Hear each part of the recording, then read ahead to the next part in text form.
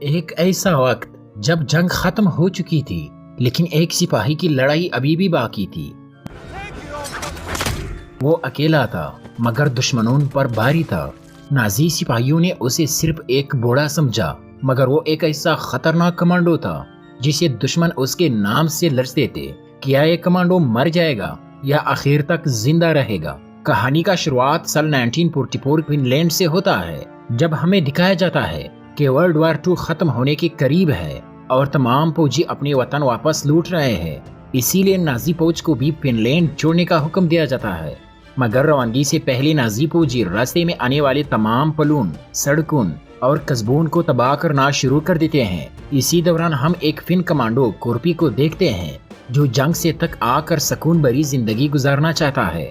جنگ ختم ہونے کے بعد وہ اپنے وفادار کتے اور ایک گھوڑے کے ساتھ جنگل میں بس جاتا ہے۔ ایک دن اسے ندی کے پانی میں سونے کے چند ٹکڑے نظر آتے ہیں، جسے اسے شک ہوتا ہے کہ شاید یہاں کسی خزانے کی کان ہو۔ تب وہ ہر روز ندی کے کنارے آ کر زمین کودنے لگتا ہے اور اوپر سے اڑتے لڑاکا جہازوں کو نظر انداز کر دیتا ہے۔ کئی دنوں کی محنت کے بعد آخرکار ایک گڈھے میں اسے ڈھیر سارا سونا مل جاتا ہے۔ یہ دیکھ کر وہ خوشی سے رونے لگتا ہے کیونکہ اسے لگتا ہے کہ اب اس کی زندگی ہمیشہ کے لیے بدل جائے گی۔ کورپی وہ سونا کو جمع کر کے اپنے خیمے میں چھپا دیتا ہے اور ساری رات جا کر اس کی نگرانی کرتا ہے۔ اسے ڈر ہوتا ہے کہ کہیں کوئی اس کا خزانہ چرا نہ لے۔ اگلی صبح وہ سونے کو ایک تھیلے میں بند کرتا ہے اور گھوڑے پر سوار ہو کر روانہ ہو جاتا ہے، جبکہ اس کا کتا بھی پیچھے پیچھے چل پڑتا ہے۔ کچھ دیر سفر کے بعد راستے میں اسے نازی جنرل برونو دکھائی دیتا ہے جو اپنے سپاہیوں کے ساتھ سفر کر رہا ہوتا ہے۔ برونو کے پاس ایک خطرناک ٹینک ہوتا ہے اور وہ کئی عورتوں کو اغوا کر لے جا رہا ہوتا ہے۔ یہ عورتیں ان فوجیوں کے ہاتھوں مسلسل ظلم کا شکار ہو رہی تھی۔ یہاں ہم ولف نامی ایک فوجی کو دیکھتے ہیں جو ایک عورت پر زبردستی کر رہا ہوتا ہے۔ کورپی ان سب کو نظر انداز کر کے آگے بڑھنے لگتا ہے۔ ولف کورپی کو مارنے کے لیے بندوق اٹھاتا ہے مگر برونو اسے روک دیتا ہے اور کہتا ہے کہ وہ بوڑھا خود ہی موت کے منہ میں جا رہا ہے کیونکہ ایک نازی ٹکڑی اس کے پیچھے ہے۔ جب کورپی آگے بڑھتا ہے تو راستے میں اسے کئی لاشیں نظر آتی ہے۔ یہ لاشیں نازیوں کے ظلم کا نتیجہ تھی، لیکن کورپی پر اس کا کوئی اثر نہیں ہوتا کیونکہ وہ خود بھی جنگ کے دوران درجنوں لوگوں کو مار چکا تھا۔ کچھ آگے اسے ایک ٹرک نظر آتا ہے جس میں 4 نازی سپاہی سوار ہوتے ہیں۔ وہ کورپی کو گھوڑے سے اترنے کو کہتے ہیں اور اس کا بیگ چیک کرتے ہیں جس میں انہیں سونا نظر آ جاتا ہے۔ وہ فیصلہ کرتے ہیں کہ سونا لے کر کورپی کو مار دیں گے۔ یہ سب سمجھ کر کورپی فوراً اپنے کتے کو بھاگنے کا اشارہ دیتا ہے۔ ایک سپاہی کتے پر گولی چلاتا ہے لیکن خوش قسمتی سے گولی نہیں لگتی اور کتا بھاگ نکلتا ہے۔ پھر ایک سپاہی کورپی کو بوڑھا کہہ کر گولی چلانے لگتا ہے لیکن کورپی چٹ سے چاقو نکال کر اس کے سر پر وار کرتا ہے جسے وہ فوراً مر جاتا ہے۔ باقی سپاہی بدلہ لینے کے لیے کورپی پر حملہ کرتے ہیں مگر کورپی نہایت چالاکی سے انہیں مارنے لگتا ہے۔ وہ ایک سپاہی کی لاش کو اپنے ڈال بنا لیتا ہے اور گولیوں سے بچتا ہے۔ پھر ایک کو ہیلمٹ سے پیٹ کر ہلاک کر دیتا ہے۔ ایک اور سپاہی اسے پیچھے سے پکڑنے کی کوشش کرتا ہے مگر کورپی اس کا بازو مروڑ کر اس کی ہی بندوق سے گولی مار دیتا ہے۔ جب برنو اور اس کی سپاہیوں کو گولیاں چلنے کی آواز آتی ہے تو وہ واپس آ کر دیکھتے ہیں کہ ان کے 4 ساتھی مارے جا چکے ہیں۔ برنو کو ایک سپاہی کی جیب میں سونے کا ٹکڑا ملتا ہے جسے اسے اندازہ ہو جاتا ہے کہ یہ وہی بوڑھی نے کیا ہوگا جس کے پاس یقیناً اور بھی سونا ہے۔ یہ جان کر برنو فیصلہ کرتا ہے کہ وہ کورپی کے پیچھے جائے گا۔ کچھ ہی دیر میں وہ کورپی کو راستے میں دیکھ لیتے ہیں اور ٹینک سے اس پر فائرنگ شروع کر دیتے ہیں مگر کورپی اپنے گھوڑے کی رفتار بڑھا کر انہیں چکما دے دیتا ہے۔ کورپی ایک مائن پلیٹ میں داخل ہو جاتا ہے جہاں نازی فوج نے بارودی سرنگیں لگا رکھی ہوتی ہے۔ برنو پیچھے سے آ کر اپنے سپاہیوں کو گولی چلانے سے منع کرتا ہے اور مذاق اڑاتے ہوئے کہتا ہے کہ بوڑھا خود ہی اڑنے والا ہے۔ تبھی کورپی کا گھوڑا ایک مائن پر پاؤں رکھ دیتا ہے اور زوردار دھماکے سے مارا جاتا ہے جبکہ کورپی زخمی ہو جاتا ہے۔ برنو یہ دیکھ کر مائن پلیٹ میں داخل نہیں ہوتا بلکہ کورپی کو وہی دیکھتا رہتا ہے کیونکہ اسے ڈر ہوتا ہے کہ کہیں وہ بھی نہ اڑ جائے۔ جب کورپی سونا سمٹنے لگتا ہے تب برنو حملہ کرنے کا حکم دیتا ہے لیکن کورپی پہلے ہی تیار ہوتا ہے اور ایک پتھر کو مائن پر پھینک کر دھماکہ کرتا ہے اور دعا کا پیدا اٹھا کر غائب ہو جاتا ہے۔ نازی سپاہی اندھیرے میں گولیاں چلاتے ہیں مگر کورپی ایک ڈال کی مدد سے بچ نکلتا ہے۔ پھر برونو اپنے ایک سپاہی کو بیچتا ہے جو غلطی سے ایک مائن پر چڑھ جاتا ہے اور مارا جاتا ہے۔ بعد میں بھیجے گئے 2 اور سپاہی بھی بارودی سرنگوں کا شکار ہو جاتے ہیں۔ یہ دیکھ کر ولپ ڈری ہوئی عورتوں کو زبردستی مائن پلیٹ میں لے آتا ہے تاکہ انہیں ڈال بنا کر راستہ بنایا جا سکے۔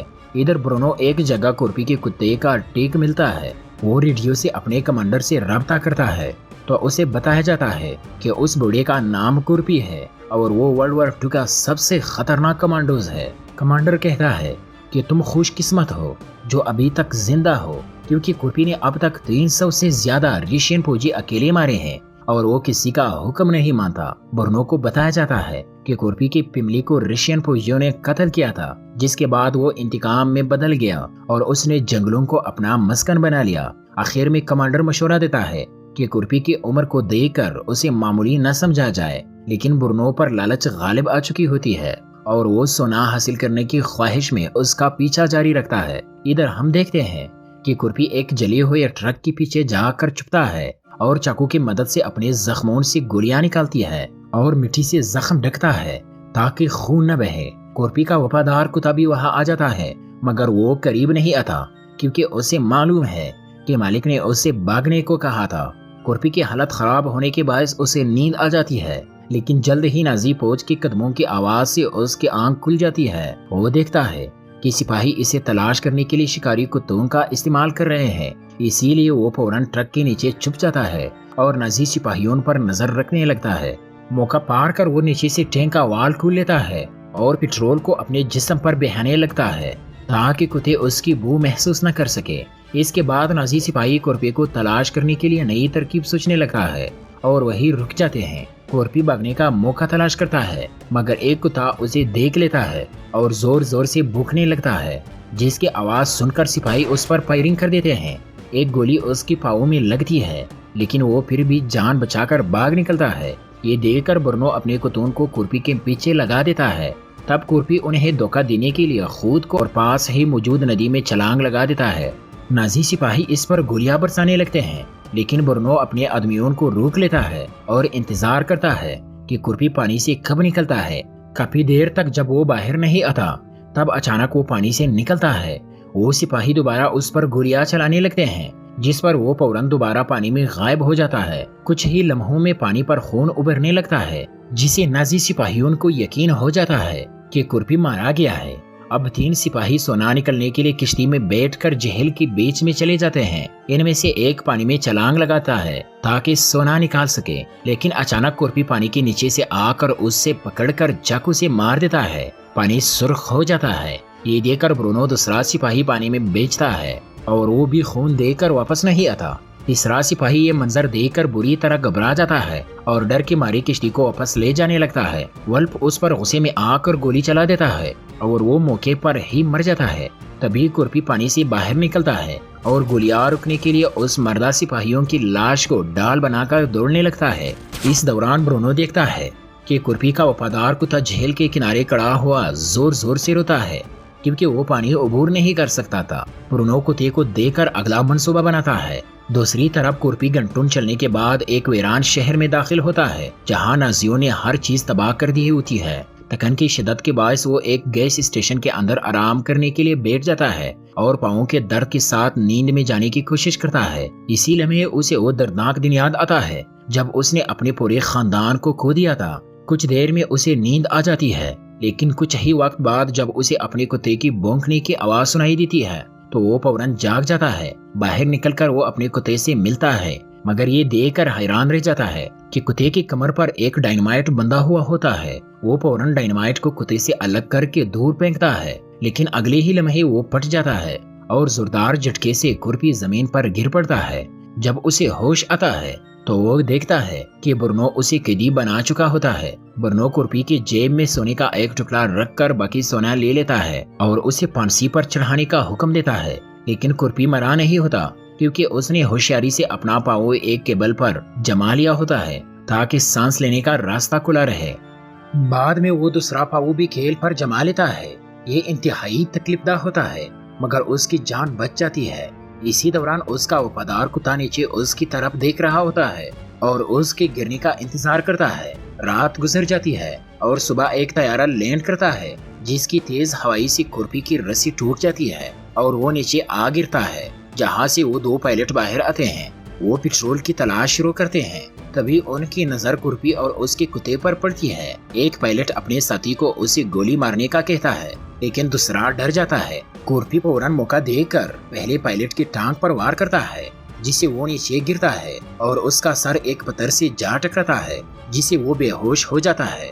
دوسرا پائلٹ اسے دے کر آگے آتا ہے، تب کورپی ایک اینٹ اٹھا کر اس کے سر پر مارتا ہے اور اسے مار ڈالتا ہے۔ یہاں کورپی سمجھتا ہے کہ شاید اب وہ اپنا سونا کبھی واپس نہیں لا پائے گا، اسی لیے کورپی برونو کا دیا ہوا سونے کا چھوٹا ٹکڑا وہی زمین میں دفن کر دیتا ہے۔ تبھی وہ دیکھتا ہے کہ دوسرا پائلٹ ابھی سانس لے رہا ہے، یعنی زندہ ہے۔ یہ دیکھ کر وہ فیصلہ کرتا ہے کہ اس کے جہاز کے ذریعے برونو تک پہنچے گا تاکہ اپنا سونا واپس لے سکے، مگر روانگی سے پہلے وہ اپنے زخمیوں میں پیوست گولیوں اور دانت کے ٹکڑوں کو باہر نکالتا ہے اور زخمیوں پر آگ لگا کر جراثیم مارنے کے بعد ایک تار کی مدد سے انہیں باندھ دیتا ہے۔ اس کی یہ بہادری دیکھ کر پائلٹ خوف کے مارے کانپنے لگتا ہے۔ اس کے بعد کورپی اپنے وفادار کتے کو وہی چھوڑ دیتا ہے، برونو کی تلاش میں روانہ ہو جاتا ہے۔ دوسری جانب نازی سپاہیوں کو راستے میں ایک تباہ شدہ طیارہ نظر آتا ہے۔ ولف اندر جا کر تفتیش کرتا ہے جہاں اسے اندازہ ہوتا ہے کہ پائلٹ مر چکا ہے، لیکن اچانک اس کی نظر اس رسی پر پڑتی ہے جس سے وہ کورپی کو پھانسی دے چکے تھے۔ یہ دیکھ کر ولف فوراً سمجھ جاتا ہے کہ کورپی ابھی زندہ ہے اور بدلہ لینے کے لیے واپس آ جاتا ہے۔ برونو بھی اس سچائی کو تسلیم کرتا ہے اور فوراً اپنے آدمیوں کو وہاں سے ہٹنے کا حکم دیتا ہے۔ اس کے بعد ہم دو نازی سپاہیوں کو دیکھتے ہیں جو فنش عورتوں کے ساتھ ایک ٹرک میں سوار ہوتے ہیں۔ وہ کورپی پر مذاق کرتے ہوئے گفتگو کر رہے ہوتے ہیں۔ ان کی باتوں پر انو نامی خاتون ہنسنے لگتی ہے اور انہیں بتاتی ہے کہ کئی روسی سپاہی کورپی کو ختم کرنے میں ناکام رہے کیونکہ وہ ہر بار بچ نکلتا ہے اور پھر اپنے دشمن کو چن چن کر مارتا ہے۔ انو مزید کہتی ہے کہ فنش زبان میں کورپی کو سیسو کہا جاتا ہے جس کا مطلب ہے جرات اور نہ ہار ماننے والا۔ اس کے انداز سے ظاہر ہوتا ہے کہ وہ سمجھ چکی ہے کہ اب نازیوں کا وقت ختم ہو چکا ہے، جس پر وہ دل ہی دل میں خوش ہو رہی ہوتی ہے۔ تبھی اچانک کورپی ایک سپاہی پر حملہ کر کے اسے نیچے گرا دیتا ہے اور جیسے ہی دوسرا سپاہی ڈرگ سے جانگتا ہے، کورپی اسے بھی پکڑ کر نیچے پٹک دیتا ہے۔ وہ سپاہی ٹینک کے نیچے آ کر مر جاتا ہے۔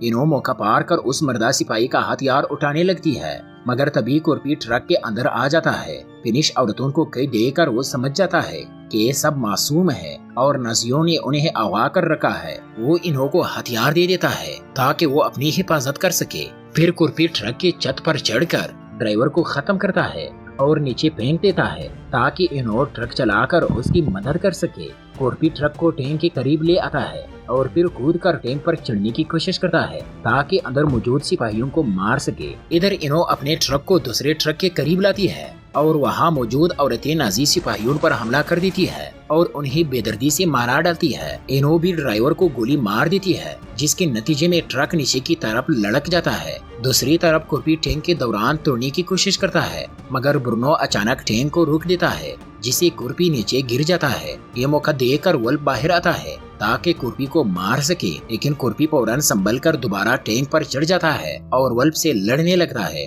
دونوں زمین پر گر جاتے ہیں اور ہاتھا پائی ہونے لگتی ہے۔ اب ٹینک میں صرف برونو اور شوٹس نامی سپاہی بچتے ہیں۔ شوٹس اپنی جان بچانے کی کوشش میں وہاں سے بھاگنے لگتا ہے۔ ادھر کورپی ولف کو مرنے کی قریب ہوتا ہے مگر عین اس وقت دو نازی سپاہی بائک پر آ جاتے ہیں، مگر وہ کورپی کو پہچانتے ہیں، خوف سے وہاں سے بھاگ نکلتے ہیں۔ کورپی ولف کو زندہ چھوڑ دیتا ہے اور بائک لے کر ٹینک کا پیچھا کرنے نکل پڑتا ہے۔ ولف کو لگتا ہے کہ شاید اسے معاف کر دیا گیا ہے، مگر کچھ دیر بعد فنش عورتیں اس کے پاس آ کر انتقام لے لیتی ہے۔ ادھر برنو ایک پائلٹ سے ملتا ہے اور اس کے جہاز سے فرار ہونے کا منصوبہ بناتا ہے، مگر جب پائلٹ اسے بتاتا ہے کہ جہاز میں صرف ایک بندے کی گنجائش ہے تو برنو موقع پر شوٹس کو گولی مار کر ختم کر دیتا ہے اور خود طیارے میں بیٹھ جاتا ہے۔ طیارہ اڑنے لگتا ہے مگر عین وقت پر کورپی آ جاتا ہے اور طیارے پر فائر کھول دیتا ہے، مگر طیارہ زمین چھوڑ چکا ہوتا ہے، اس لیے کورپی فوراً طیارے کے نیچے آ جاتا ہے اور اپنی پک ایکس کی مدد سے لینڈنگ گیئر کو پکڑ لیتا ہے۔